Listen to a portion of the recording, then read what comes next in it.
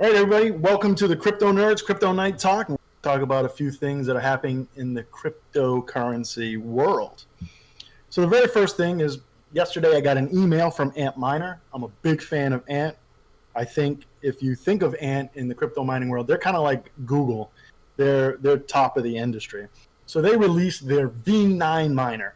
And if you are a miner, you're excited when Ant drops something. Because when Ant drops a new miner, you know you're guaranteed about 6 months of really high ROI before everyone starts getting into it. But what we noticed when we went and saw the V9 Antminer is that it is a super affordable a commercial mining rig. And I'm not even sure if we're going to call this one a commercial one. This one looks like it's geared towards new people, a very low price point, which we've never seen. The V9 hashes at 4 terahash. The problem with the V9 miner is even though it hashes at 4 terahash, it pulls almost 1,000 watts from the wall. Now, when we think about our old mining unit, we have the Dragons, which are super old, and most people have never even heard of them. They're 1 terahash, and they pull about the same wattage. We bought these 5 years ago. So to me, when I look at this, I was really disappointed with this. If we go to a calculator, or a mining calculator, which I am not a big fan of because it doesn't give you very accurate information. It only gives you current data and then it kind of just an overview of what's going on. We find that the V9 miner on day one, which is almost unheard of, only profits 2 cents. Whoa! That's scary, right? And if we forecast that out to a full year and we say mining difficulty never changes, which we know is not true. We know it changes every 2 weeks, it goes up. This one miner at $375 will earn you $9. That's after you pay your electric bill. Now let's just say you get electricity for free. That's $9 for the whole year. I don't see this being a good option. Now we did a little research to find out what's the deal with these V9s, and we're finding that these V9s are nothing more than like an underclocked S7. Which was basically a 5 terahash miner that pulled about the same thing. And that's disappointing. Why did we go backwards? And I kind of feel like this is Chinese regulation coming in on them, and they have a whole bunch of chips, and they need to move them. And I think the best way to move them is do low price points, target people who are not experienced miners, who feel like they're kind of missing out on the whole mining thing, be like, hey, it's only $400. I'm in on this. I'll plug it in. Let's see what happens. Maybe Bitcoin blows up here. Well, as we find out, that's risky. And do you think that they came up with this concept when Bitcoin was at 20,000? Because that's the only thing that makes sense. Why would you drop a miner that does a third of what the other miners do, but pulling almost the same wattage? They clearly were not targeting people who mine, I don't want to say for a living, but many of us do mine for a living. They weren't targeting people who take mining very seriously. I feel like they're taking advantage of unexperienced individuals in the cryptocurrency world. And as we've come to find out, there's a whole bunch more of us now. Yeah, that's the only thing. There's only a few scenarios where this makes sense. One, they've got extra hardware. They just want to move it out, get rid of it. Two, they're trying to cash in on the fact that there are people buying video cards that are 5 years old to mine now. So maybe they just figured, hey, these are a lot cheaper to make. We could, cash in on the craziness right now.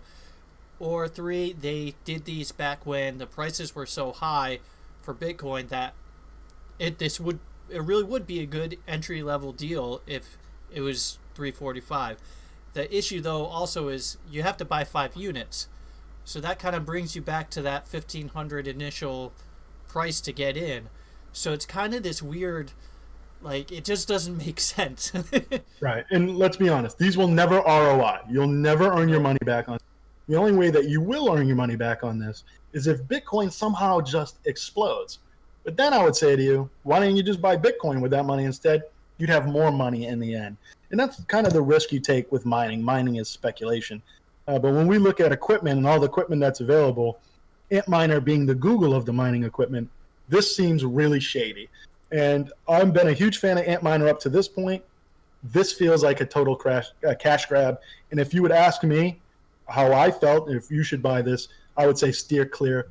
I have a feeling within 6 months, we're going to see a whole bunch of these V9s on eBay, and they're not going to be worth anything close to this because people don't want to spend money on stuff that doesn't ROI. The second they find out that this thing is garbage, that they're only pulling 2 cents in a day, they're going to unplug it because these things are loud and they're hot. Anyone that does any kind of mining knows, and most miners do this, is only mine in the wintertime because it's super loud and super hot, unless you have a very dedicated mining room like we do, where it could be hidden away in your house and doesn't bother you. But even with that, I'm not touching these things. I was excited when I first saw it. I'm not touching these, not anywhere close. I don't care, even if, like you said before, even if these were free, not touching. Yeah, the power cost alone makes this not worth it. So all right. So we're killing the V9. Don't bother doing it. No. Next is Binance. Binance is a trading platform that you and I are involved in. We have trading bots that trade for us. We have a mining operation that we dump our money directly into this so that our money can make a little bit of extra profit. Yesterday, Binance had a little bit of an issue, and if you believe anything that's said on Twitter or other places, Binance, quote unquote, was hacked. The wonderful thing about blockchain is the Binance CEO came out and said, hey, we weren't hacked, and here is the undisputable proof we weren't hacked. Here is our blockchain, and you can see everything there. All the money is still there. And that is one of the wonderful things I think about blockchain is that you can't fake it. Nice hash. I'm looking at you. So you and I are both in the technology field. We run a small technology company, and we understand that sometimes data gets bigger than what you expected. Since cryptocurrency has blown up from November, Binance's membership has gone up 38%. So they had 38% more people within their system. Obviously, they weren't ready for that. Now, you don't say no to it because that's a lot of money coming in. Yeah, what it looks like happened is they started to do this upgrade, and usually upgrades, when you plan an upgrade, everything's fine. The way systems work, databases, you can upgrade different nodes in your cluster at a time so that there's no downtime ever, and it might be a little bit sluggish, but usually you can even prevent that from happening. Well, apparently during this something failed and it went over to failover mode, and that's when things start to slow down. And then on top of that, it sounds like they got a DDoS. I don't know if it was an attack or it's just people panicking, going to check their stats or whatnot, or the bots just, if there's an error, the bot's going to try again in a few seconds. And most of these bots aren't designed to handle being offline like this. So they're just going, and it just compounds it. And then you got people showing these little graphics saying, hey, the site says they were hacked. Well, that's just going to make things even worse. And like you said, them showing us while this is going on, I mean, I'm scrolling through this. This guy was tweeting nonstop the entire time. By the way, I love that. The CEO made sure the entire time he kept his entire membership up to date. Not only was there Twitter, he talking to us on Twitter, if you somehow was able to get on Binance during this, there was a warning saying, hey, we've outgrown ourselves. I need to do an emergency thing here and update my databases and the infrastructure. And we need to have not one, not two, but 3 failovers that do 3 different things. And it's very clear that this is a very technological CEO. He's young, and this is a big task ahead of him. Banks are well handled for this. They understand this infrastructure. So for him to come out and say this, that built a lot of confidence in me. We're in the cryptocurrency industry. We know that anytime something bad happens, people almost fold up like a chair and then just disappear because they can't handle it. So for the Binance CEO to handle it as well as he done, I'm excited about it. And yeah. I'm a big fan of Binance. Now as a 70% discount, I mean, that's amazing. A lot of companies, after going through something like that, won't even, they'll say, oh yeah, excuse. And then, some of them will even try to say, oh, that was planned system maintenance. We told you about it. It was expected. And then just move on like nothing happened. These guys are like, no, that was not supposed to happen. And now you're going to get a discount for a very good amount of time. Yeah, two things I really like about this company, which in the crypto industry is kind of scary because it's so, like I said, they fold up so quickly, is that he owned it and he apologized for it. He took care of it in a very timely manner. He gave a very detailed timeline if you go to Twitter and follow him, and he followed through on that timeline. On top of that, he gave us a 70% trading discount, which is huge because you already get 50% trading discount if you use their BNB coin. Now, I understand why they do that. They want you to buy their coin. But as a trader, all I care about is getting a really good fee. The fact that I'm going to get 50% off and then another 70% off on that, I'm almost trading for free at this point. Yeah. Not really for free, but the fees are very minor. Yeah. So Binance is back online now. We'll be able to turn our bots here on in a little bit. I was getting some errors, but we'll work through those. The nice thing is while it was down, we saw our profits go up, probably the biggest one-day gains ever. So it going down kind of served us a purpose and did us a favor. So don't panic when you see this. We found Binance has already passed its first major test. A lot of companies don't. This is where they'll fold up and disappear. So this was a positive. Now we have some information that's going to make me put on my tinfoil hat. I can't even believe we're going to be talking about this. But now we're going to go over to InfoWars. Now I'm going to put a small disclaimer. InfoWars is not something that we're going to reference often. The only reason we are is because your friend Roger was on it. Now, why don't you give us a little background on who Roger is and what happened? All right. You called him my friend.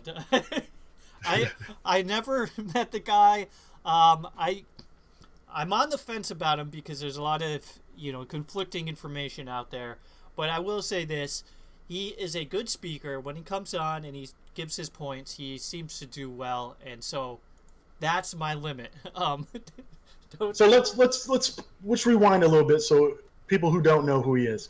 He was one of the very early adopters of Bitcoin, one of the pioneers of not mining or any of that stuff, but he was like the vocal voice of bringing this to the mainstream. He was kind of like our champion. We would talk, he would try to get it integrated in places. And he is, if you go to bitcoin.com, that's his. He lets you mine, cloud mining, and lots of other things. He's been, I would say, essential in growing Bitcoin as a brand for a very long time now. He would go on TV shows all the time, which is why he's still doing it. And it's interesting to see somebody who's so gung-ho about Bitcoin all of a sudden now switch to Bitcoin Cash. And a lot more people are starting to do that as well. And it really comes down to just a quick history thing. Comes down to the direction. The BCH people will say it's all about using the blockchain for your transactions. It should be fast. It should be cheap. And anybody should be able to use it and afford it. Now, the BTC way is more trying to turn your payments off-chain. So they're trying to create this Lightning Network.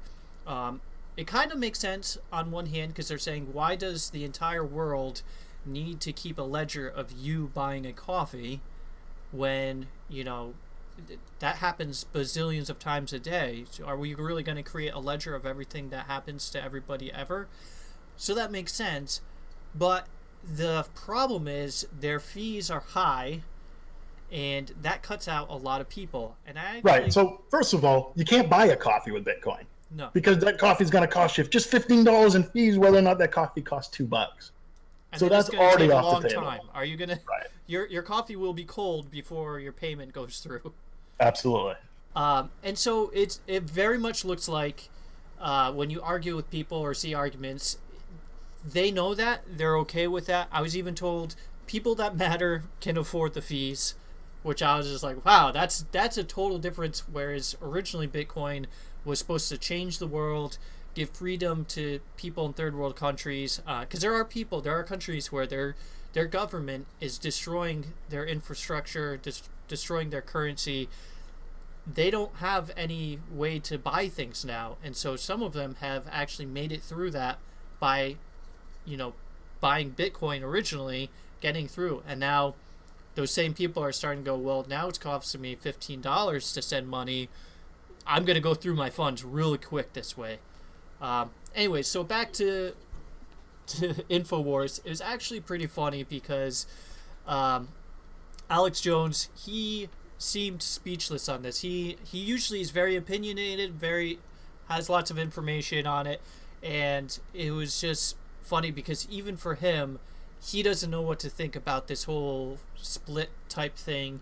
And if you look at the cost of Bitcoin, if you just go on that, it's gone down. Bitcoin Cash has gone down, but it's coming back, and it's at different rates. A good way to look at it is the ratio between Bitcoin and Bitcoin Cash, and Bitcoin Cash market share. We're talking about the market share now, and it's slowly inching up compared to Bitcoin. And so I'm curious to see what's going to happen here. I personally don't think either of them are going away. They seem to really be focused each on fulfilling a different need. So like you were saying, with us, we do trading, and it's all based off of the Bitcoin price. And so, that's basically the online, instead of doing everything we do in US dollar, everything's done in Bitcoin. So I think that's always going to stay that way. I also think banks are going to use it, when they're trying to transfer large sums of money. They could use it that way instead of, the old-fashioned system, which apparently is slower and even more costlier than Bitcoin. So they both fit a need, but they both feel like the other is, destroying Bitcoin, and they both feel like they are Bitcoin. So it's just funny because usually when you see Alex, he's got a very specific point of view, and on this one, he even didn't know. He had a guy on there that tried to bring up Roger's past, which I thought was a lot worse. He said it was... So we know that Roger's been arrested. This isn't... Yeah, but I didn't know why. Not news. We know, but we've never known why. So second you find out someone's been arrested, you'll be like, oh, that dude's shady because, what was he arrested for? You already in your mind start thinking the worst thing. Yep. Until he told us what he was arrested for. Why was he arrested? He sold firecrackers on eBay. No, I don't know about you. I've done way worse stuff in my life than sell fireworks on eBay. And I've sold a lot of things on eBay. So to me, How many people have you heard of getting arrested for selling fireworks? Well, I could see that where you're like, dude, you should know that you shouldn't. But I get it. They had a whole that's section. Not a big deal. At that time, They had a whole section for it. That's what's like. So did everybody get arrested for it? No. So it just... It felt more like a petty argument than a real argument. And so that's kind of the problem with a lot of these is people keep on coming up with arguments that don't seem to matter. And so it's really hard to tell, which side to be on. And so here's how I feel about Bitcoin and Bitcoin Cash in all other currencies. I see Bitcoin as totally different right now than all of the other cryptos. Bitcoin to me is something that I can trade. It's my gold.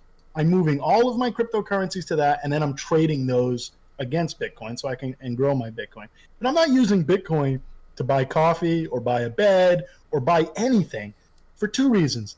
And I could even forget that the fee's high because some of us, like you said, can't afford those fees. That's not a big deal. Your bank charges you fees if you use your credit card. My issue is that's not instant. It's not even close to instant. I've made Bitcoin transactions that have taken 10 hours to go through. And I don't know about you. I don't have 10 hours to wait. We're in a new world where I can't even wait 6 seconds for a Facebook ad before a video comes on before I'm already getting agitated.